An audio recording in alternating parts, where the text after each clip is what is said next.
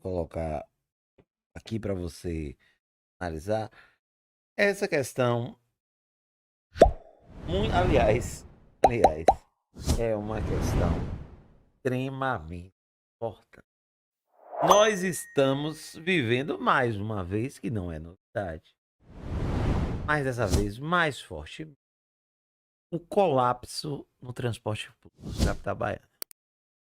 Hoje nós tivemos um atraso na saída dos ônibus, quer dizer, 30% da frota ficou na garagem. E a gente pode falar assim, 30 é muito pouco, não é? Para uma cidade como Salvador, 100% da frota rodando ainda é pouco. Não dá conta. Não dá conta pelo tamanho dessa cidade, pela maneira como ela cresce desproporcionalmente, pelas vielas e becos e lugares que os ônibus não chegam, né?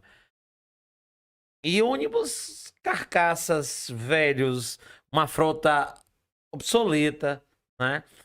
Dito pelo próprio prefeito Bruno Reis que o sistema hoje não se paga, tá falido. E aí vem campanha salarial dos rodoviários, que estão no seu direito de cobrarem suas melhoras.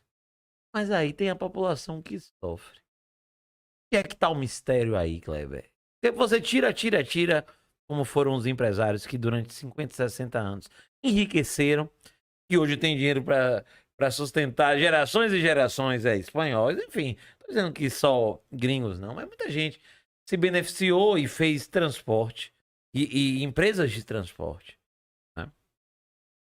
E hoje a gente tem um sistema absolutamente falido e ineficaz. O que é que a gente pode fazer ou tem de fazer para melhorar isso? Porque a população de Salvador depende quase que 100% exclusivamente dos ônibus. Tem metrô, tem BRT, mas ainda é muito incipiente em comparação aos ônibus, aos coletivos. Veja bem. Mais uma vez aí a gente vai se deparar com a questão de políticas imediatistas ou planejamento sério de modelo daquilo que a gente quer fazer. O sistema, ele estava fadado à falência. E isso tem a ver com o planejamento que envolve o transporte na cidade, que envolve tudo que diz respeito à questão da mobilidade urbana, sabe? Primeiro nós temos o boom do automóvel, que é o transporte individual. Olha que ponto a gente chegou. Nós não temos ônibus suficiente para atender a população. Se a gente for colocar a quantidade de ônibus suficiente, trava o trânsito. Os ônibus ocupam um espaço enorme e fica insustentável a quantidade de ônibus rodando na cidade. A circulação.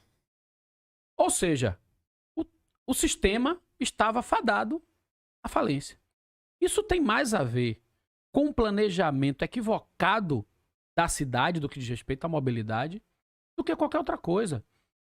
O que é que nós precisamos fazer? Nós precisamos, primeiro, investir em transporte de massa com qualidade que atraia setores que hoje estão fora do sistema. Tanto setores mais vulneráveis do ponto de vista social, que se deslocam na nossa cidade a pé. Nós temos uma quantidade numerosa, espantosa, de pessoas que não têm acesso ao transporte, que se desloca a pé. Que não tem dinheiro para pagar a passagem, que é caríssimo. Essas pessoas precisam ser atraídas para o sistema. Na outra ponta, no outro lado, nós temos setores da classe média que não usam o transporte, que se utiliza do seu próprio veículo e que lota as cidades, que provoca engarrafamento num carro que cabe 4 e só leva 1. Né? Às vezes, a cultura do carro particular é tão grande que às vezes tem uma família com 4 pessoas e cada um tem um carro. Né? Cada um tem um carro.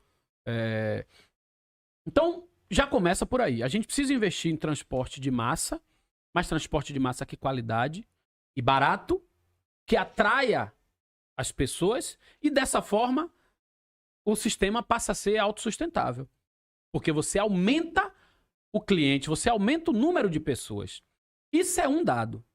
O segundo, a entrega absoluta do sistema para a privatização, para setores privados que não têm compromisso com a mobilidade urbana, mas que têm compromisso, antes de qualquer coisa, com a manutenção dos seus lucros. E aí precariza o trabalho, precariza o salário dos trabalhadores. Olha o movimento que eles fizeram, inclusive de tirar o cobrador e deixar só o motorista. Motorista passando troco. Olha que coisa. Então, assim, você vai me dizer que isso é um movimento que melhora o sistema? Não melhora. Não melhora. Isso melhora a conta bancária dos empresários. Então, eu defendo, inclusive, a estatização do serviço de transporte. Uhum. Eu defendo a estatização. Eu acho que a prefeitura, e como nós tínhamos antes, nós tínhamos empresas públicas de transporte e que funcionavam muito bem, né? Mas, óbvio, como tudo que é de interesse econômico, o próprio ente governamental sucateia com o objetivo de beneficiar a setores econômicos. Então, primeiro a gente pensar do modo macro, a gente precisa discutir mobilidade urbana. É um absurdo sem precedentes o dinheiro que foi gasto nessa obra do BRT. É uma coisa absurda. Viadutos e mais viadutos, dinheiros e mais dinheiro virando concreto para atender, primeiro, ao transporte individual, porque não vai me dizer que aquela obra toda é para o BRT, porque não é. Uma parte mínima foi para o sistema do BRT. Sim. Mas o grande investimento ali foi para melhorar o fluxo de carros particulares. É um investimento num tipo de mobilidade que deveria ser superado, que deveria ser enfrentado. A gente precisa desencorajar as pessoas a usar o carro. Você tem seu carro?